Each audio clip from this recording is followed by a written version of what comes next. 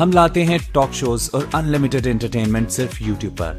اگر آپ نے ابھی تک ہمارا چینل سبسکرائب نہیں کیا تو ابھی سبسکرائب کریں اور بیل آئیکن کو کلک کر کے ہماری لیٹسٹ ویڈیوز کے بارے میں اپڈیٹ جانیں۔ ایک اور بھارت ہے جو پوری دنیا کو اپنا پریوار مانتا ہے، تو وہیں دوسری اور چین اور پاکستان جیسے ملک ہیں جو بھارت کو اپنا دشمن مانتے ہیں۔ دوستو، بھارت کے دوست اسرائیل نے ایک ایسی کامیابی بھارت کو دلا دی ہے جس کو جتنا کہا جائے وہ اتنا کم ہے۔ ہوا یہ ہے کہ دوست اسرائیل نے اب UAE جو ایک مسلم راشٹر ہے اس سے دوستی جیسے حالات بنانے کے اوپر رضامندی دے دی ہے۔ دوستو، اسرائیل اور UAE کی اگر دوستی بنتی ہے تو اس سے بھارت کو اتنا بڑا فائدہ ہونے والا ہے کہ جہاں ایک اور تیل کے آیات میں اسے UAE سے لینے پر اسرائیل کی ناراضگی کا سامنا نہیں کرنا پڑے گا، تو وہیں دوسری اور تکنیکی اسرائیل سے لینے پر UAE کی ناراضگی کا سامنا نہیں کرنا پڑے گا۔ اور یہ جیت بھلے ہی اسرائیل اور UAE کے لیے ہو، لیکن اس کا اصلی مطلب بھارت کے لیے بنتا ہے۔ اگر مسلم دیش اور اسرائیل کے بیچ سمبند اچھے ہو جائیں گے تو پاکستان کو پوچھنے والا کوئی بھی دیش نہیں بچے گا، اور UAE کے بعد اگلا نمبر اب قطر کا ہے جو اسرائیل سے اپنے سمبندوں کو سدھارنے کی بات کر رہا ہے۔ پریزیڈنٹ ڈونلڈ ٹرمپ کے اس ٹویٹ کے بعد پوری دنیا میں تہلکہ مچ گیا ہے کہ آخر یہ ایسا ہوا کیا۔ اب آپ کو دکھاتے ہیں کہ اس نیوز کے باہر آنے کے بعد پاکستان کی میڈیا میں کیسے ہاہاکار مچ گیا ہے۔ اس کو سمجھ میں نہیں آ رہا ہے کہ آخر اس کے نیچے کی زمین گئی تو گئی کہاں۔ ہمارے ساتھ زید احمد صاحب، تھوڑی سی اس پہ روشنی ڈالیے گا، یہ کیا رجحان ہے، اس کی بنیادی فلسفہ کیا ہے اس کے پیچھے؟ آپ کے سوال کا جواب دینے سے پہلے میں اپنے بھائی خالد قدومی کو پورے پاکستان کی طرف سے سلام بھی پیش کرتا ہوں اور پاکستان کی طرف سے تسلی دیتا ہوں کہ کل اخوان پاکستان معکم فی هذه الجهاد یا اخو الکریم۔ بارک اللہ فیک معکم فی هذه الجهاد۔ بارک اللہ فیک، بارک اللہ فیک۔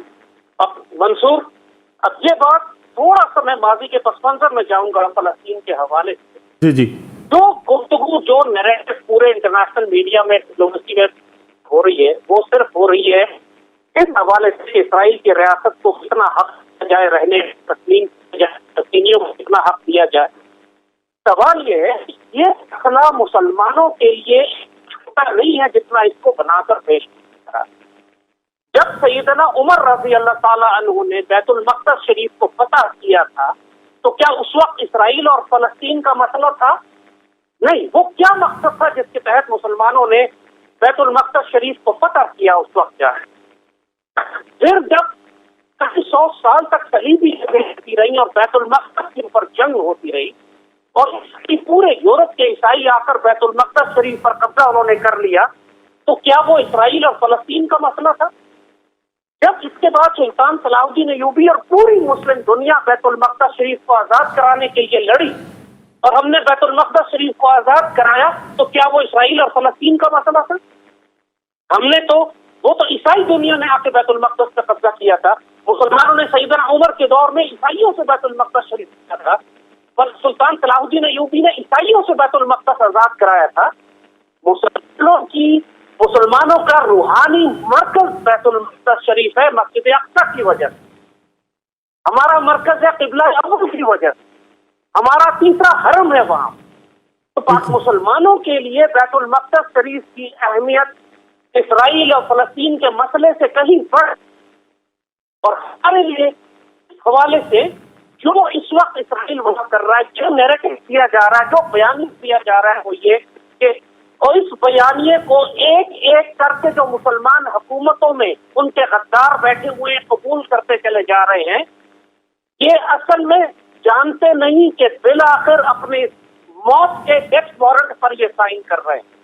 اسرائیل اگر بنا ہے تو ایک آبجیکٹو کے لیے بنا ہے، وہ اس لیے نہیں بنا کہ جو اس وقت آج آپ کو نظر آ رہا ہے اسرائیل جو ویسٹ بینک اور غزہ رہ گیا وہاں پر، یہ اگر ان کو بھی بھڑک کر لے گا تو یہاں رک جائے گا۔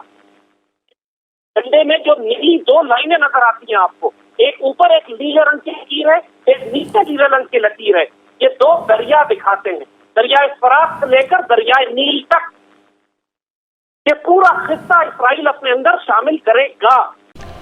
देखा आपने, लाल टोपी की आज इतनी लाल हो चुकी है कि उसे समझ में नहीं आ रहा है कि आज वो कहाँ जाए। पाकिस्तानी मीडिया की और पाकिस्तानी सरकार की रूह कांप रही है जब से ये बात सामने आई है कि यूएई अब इजराइल के साथ अपनी दोस्ती बढ़ा रहा है, तो भारत को इससे इतना ज़्यादा बेनिफिट होने वाला है। और तो वहीं दूसरी ओर पाकिस्तान की औकात एक सूअर से भी कम होने वाली है। आपको दिखाते हैं आगे क्या हुआ। ज़ैद आमिर साहब, सिचुएशन यकीनन जो है वो कॉम्प्लिकेटेड है। आज देखिए, आप यहाँ पर हम जो सबसे बड़ी गलती करते हैं, हम पाकिस्तानी कभी भी हमने अपने जोग्राफिया और अपनी फौजी ताकत का सही इस्तेमाल नहीं किया।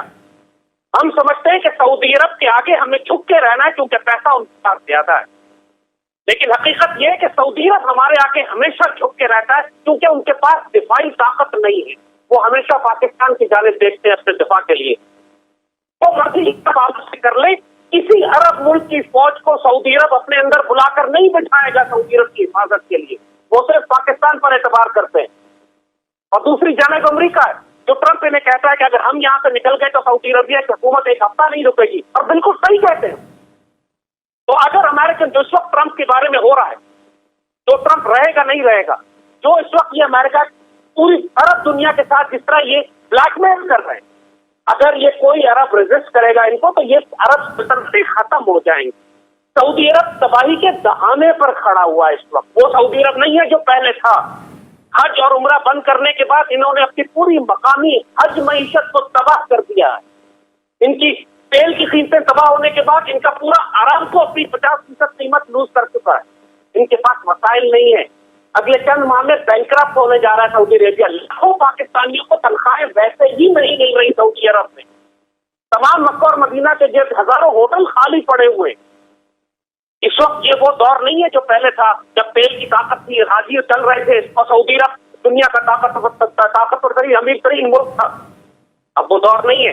अब हम सख्ती कर सकते हैं इनके ऊपर। और हमारा वजारत खारजा क्यों डिलीवर नहीं कर रहा, ये बात मैं बहुत पहले कह चुका हूँ।